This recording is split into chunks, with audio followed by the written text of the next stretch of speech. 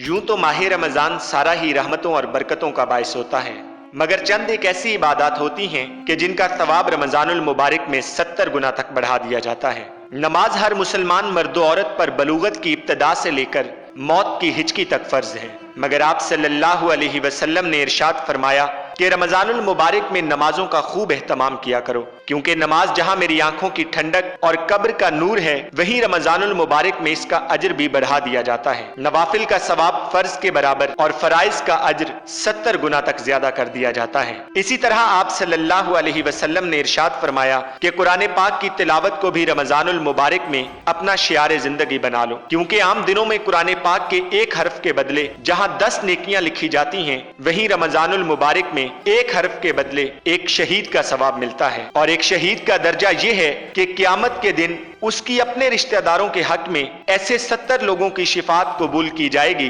कि जिन पर जहन्नम वाजिब हो चुकी हो। तो लिहाजा कुरान करीम की तिलावत रमजानुल मुबारक में कसरत से कीजिए। फरमाने नबवी है कि रमजानुल मुबारक में दुरूद पाक को भी कसरत से पढ़ा करो, क्योंकि रमजानुल मुबारक में अगर एक मुसलमान एक मर्तबा दुरूद पाक पढ़ता है तो उसे 1000 मर्तबा दुरूद पाक पढ़ने का सवाब मिलता है। रमजानुल मुबारक का तीसरा अशरा, जो कि अशरा निजात भी कहलाता है, और आप सल्लल्लाहु अलैहि वसल्लम ने इरशाद फरमाया कि इसी अशरे की ताक रातों में शब कद्र तलाश करो, क्योंकि ये रात 1000 महीनों से भी अफजल रात है। आखिरी अशरे में सलातुत तस्बीह और दूसरे नवाफिल के साथ साथ अगर 4 नवाफिल 2-2 रकत की सूरत में इस तरह पढ़े जाएं कि हर रकत में सूरह फातिहा के बाद सूरह कद्र और सूरह इखलास एक बार पढ़ी जाए, तो फरिश्ते उस शख्स के लिए दुआ करते हैं। एक और रिवायत में है कि जो रोजादार रोजे की हालत में एक मर्तबा सूरह इखलास पढ़ता है तो अल्लाह रब्बुल इज्जत जन्नत में उस शख्स के लिए 56,000 शहर तामीर करा देते हैं, और हर शहर में 56,000 घर होते हैं।